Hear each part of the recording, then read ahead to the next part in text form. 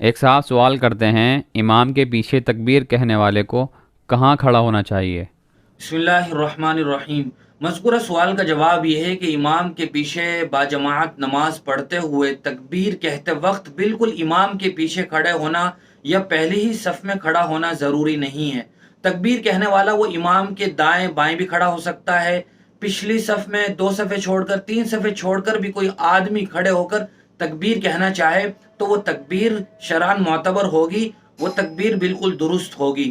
البتہ اگر پہلی صف میں امام کے پیچھے تکبیر کہے، جیسا کہ عام طور پر کہی جاتی ہے، مؤذن امام کے پیچھے کھڑا ہوتا ہے، تو اس کا فائدہ بسا اوقات یہ ہوتا ہے کہ اگر امام کی نماز کے درمیان وضو ٹوٹ جائے تو وہ مؤذن امام کی نیابت کر سکتا ہے، خلیفہ بن کر بقیہ نماز ادا کرا سکتا ہے۔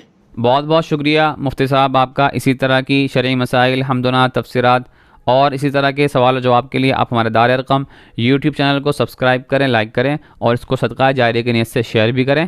جزاک اللہ۔